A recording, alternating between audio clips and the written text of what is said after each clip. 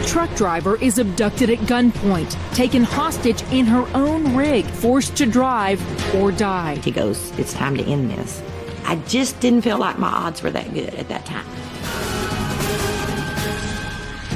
Christy Lawrence's harrowing ordeal begins on July 23, 2006, at this now closed gas station in the Dallas suburb of Fairview. The 51-year-old grandmother is in her truck, along with her dog, Hollywood, waiting to meet her daughter and son-in-law for lunch. That's when ex-con Samuel Jones enters the cab with a gun. He snatches the door open, and his exact words was, "Drive, bitch, I'll kill you." Jones is on the run from police. The day before, the 32-year-old carjacked a vehicle at a nearby Lowe's parking lot, then crashed it. When a doctor pulled over to help, Jones stole his car too. Next thing I knew, he put a gun to my head and just told me to get out of the car. And so that's a lot of motivation. So I got out of the car. Now Jones has abandoned that car at the Fairview gas station, where he spots Christy's truck. And I asked him which way he wanted to go. I said, "North or south?" He said, "South." Christy pulls out and heads south through Plano toward Dallas. Her son-in-law, who witnesses the abduction, calls 911, and within minutes, Plano police officer Coy Clements has located the truck and is in hot pursuit. I had never chased an 18-wheeler before, and not realizing that even if you disable nearly every tire, it's not going to stop. Police try stop sticks, spikes designed to puncture the tires, but they have little effect. The big rig keeps on rolling.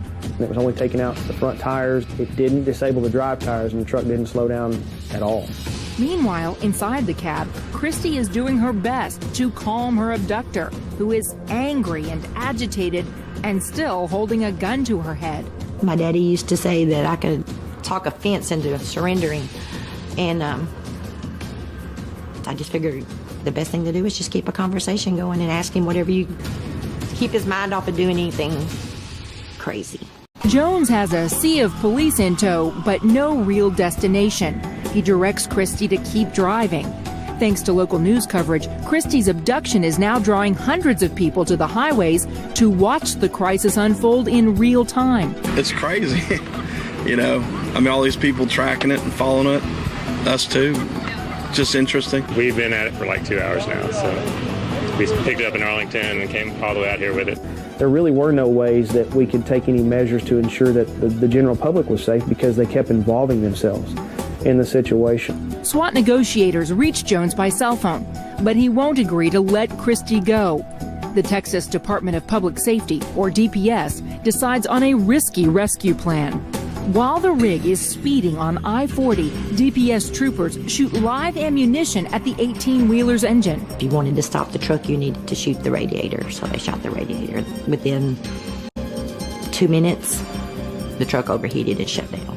At 7:30 p.m., after 3 hours, the truck comes to a stop. A part of me thought it was over, and he just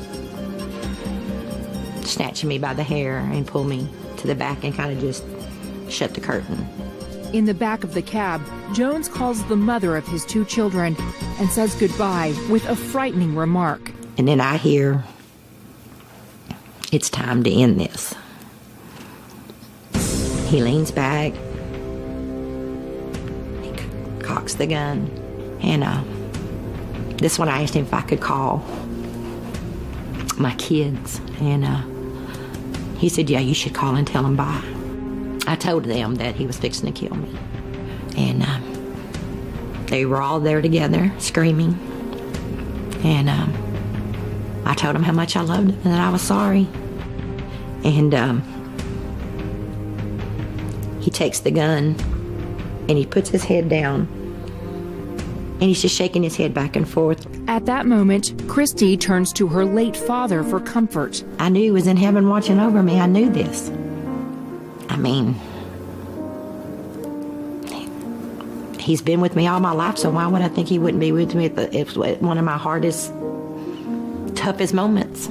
And it's his voice that tells her what she needs to do. I could hear my dad's voice. He said, "It's now or never." At the very, very end, my daddy's what got me out of that truck. Without hesitation, Christy decides literally to grab the gun out of Jones's hand. She jumps out of the truck, drops the gun, and runs to safety with her dog Hollywood close behind. I don't remember opening the door. I don't remember jumping over this. I don't remember nothing. She just outplayed him in the game. And, my hat's off to her because there's a lot of people who couldn't have done that. Minutes later, police fire tear gas into the cab. You could see him coming out the driver's side, hanging out the driver's side door, and they took him safely into custody. Good morning, sir. Good morning. Jones is found guilty of aggravated kidnapping and aggravated assault and sentenced to life in prison. No chance of parole for 30 years. I did not have any intention of harming Christy. In an interview from a state prison in Livingston, Texas, Jones spoke to Caught on Camera about Christy 5 years after the incident.